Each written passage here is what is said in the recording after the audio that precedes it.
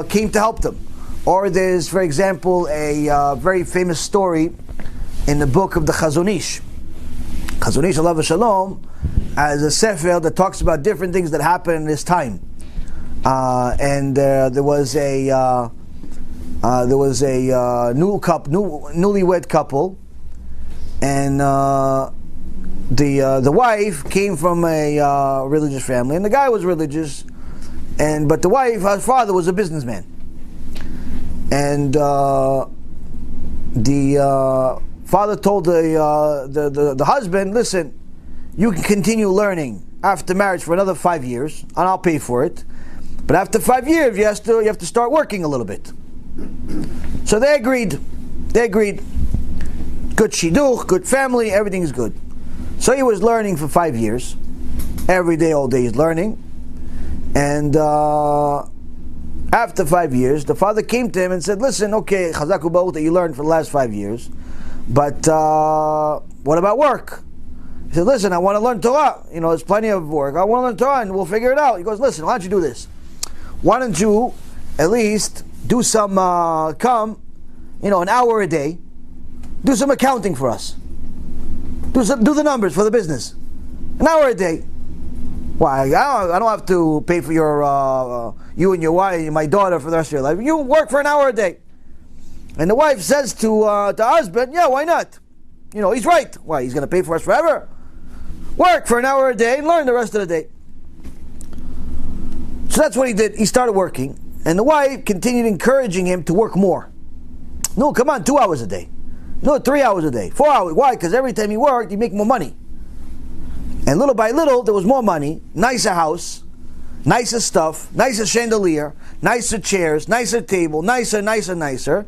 Before you know it, he stopped learning altogether. Stopped completely learning. On the day that he stopped learning altogether, a DIBUK came into his wife. A DIBUK is a neshama of somebody that's being judged in Kafakela. A person that's not in Gan Eden or in Gehenom. They're roaming outer space. And sometimes they're permitted to go into other people. Now when there's two neshamot in one body, it's mayhem. If you read the book by Rabbi Yehuda Ftaya, for example, which was translated to English, he talks about all the dibukim that he dealt with in his life of different people that he would help them because they had a dibuk in them and he would take it out, which requires the holy names and so on. But the point is that this wife had a dibuk go into her. She started saying all types of crazy stuff. A different voice comes out of her. It doesn't sound like her voice. All types of strange things. Started acting crazy, doing crazy things. So the rabbis came and they tied down the woman so she doesn't continue going crazy. And they started talking to Mekubalim. They started talking to the Dibuk. Says, who are you? And Dibuk answered, I was an orphan that didn't know what to do, didn't know Torah, didn't know mitzvot. So, you okay? Yeah, that's good. Okay. Didn't know Torah, didn't know mitzvot, so I didn't do anything good in life, and I was a very promiscuous woman. But when I went up to Shamayim, they said, listen, we can't put you in Gehenom because you didn't know anything. But we can't put you in Gan Eden because you didn't do anything good either. So we'll leave you in Kavakela in outer space until you pay the bill for all these bad things that you did, because you still had a brain that you should have discovered and figured out what's the purpose of life. You never did. So you have to go to Kavakela.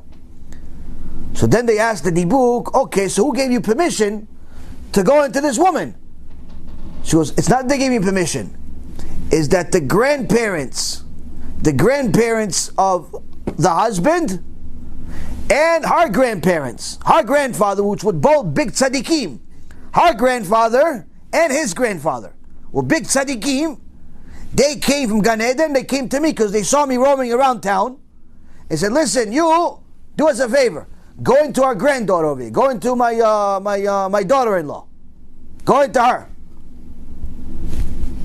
Why? because she stopped her husband from learning Torah. So go into her, torture her as much as possible, until she says, I'm sorry, and she makes her swear that she's going to send her husband to go learn Torah full time. This is written in the book of the Chazon Ish. Maaseh shekara, it's something that happened. Of course, everybody said, yeah, I'm sorry, everybody's sorry. Once you realize what's happening, everybody's sorry. I'm sorry, the grandfather Tzaddik came and got involved in this issue. He took the Avrech and you ruined him, turned him into a businessman. They came to us and said, oh, I'm sorry, he's going to go full time, 25 hours a day, not 24. We're going to invent a new hour for him. Go back to Kollel, go back, learn all day, all night, no problem. And then the DIBUK left. They were allowed to take out the DIBUK. Now, why is this such a big deal? Why would a grandfather that's tzaddik, a grandfather that's a ish kodesh, get involved with his grandson or great-great-great-grandson 20 generations later? Why would he get involved? Because they are also aware of the capability of the neshama that's here. Meaning, what is expected of the neshama in this world. Which means, your neshama has certain capabilities and certain expectations from Hashem. You may not be aware of them. You may not even think you're able to do it. Because if you would tell a guy that just started keeping Shabbat 6 months ago, you're going to be the next biggest rabbi in the world. You're going to know the entire Shas by heart. You're going to complete it every 2 months. You're going to give shiurim five times a week. You're going to have a kollel with 1,000 avrechim. The guy's going to say, what are you talking about? I don't even know the Chot Shabbat. I just started keeping it a few months ago. I'm on book number 1 out of 30. What are you talking about? You're not going to think, what are you talking about? This is not me. No way. Because you're thinking based on your today knowledge, based on your today ability. But in Shemaim, they understand the real potential of your neshama. Which means that this woman, when she sent her husband to business in Shemaim, they saw what she was doing. She was simply murdering his neshama. And if, let's say for example, that neshama had the ability to be the next Rabbi Akiva Igel, which was a Gdol Hador a couple of 100 years ago, the next Rav Ovadia, the next Rav Wasserman, the next Chavetz Chaim, the next Steipler Gaon, the next Vilna Gaon, next one of these things. That's the ability that this neshama had. It had all the tools to be the next big one. And you send him to go work. You send him to be the next big businessman. You go up to Shemaim, the wife goes up to Shemaim, she thinks she's a tzadikah. Why? Because she kept Shabbat. And she kept Tarat Mishpacha, and her husband donated $1 million every year to kollels. Right? In Shemaim they say, you are a murderer of Rabbi Akiva Igel. You lady, murdered Rav Ovadia. You murdered the Gaon Vilna. What are you talking about? I don't even know Gaon Vilna. No. Your husband was supposed to be the next Gaon Vilna. But every time you went to the kollel, you called him every 5 minutes. No, you're coming home? I want to go eat dinner. No, you're coming? I want to go out. No, you're coming? No, you bothered him. You didn't let him learn. Eventually he lost the ability to learn. He stopped learning. You murdered him. So sometimes a person has the merits of his forefathers with the tzaddikim and they get involved before it's too late. And we know that many, many times. So that's also how we know, one of the ways we know. And the Gemara also discusses it, that the neshamot of Shemaim are aware of things that are happening in this world, but we see it in real life. We see it in books, we see it in things that have happened, things that we've seen, things that are still happening today, where there are certain neshamot that are very much aware of the certain people that are connected to them still in this world.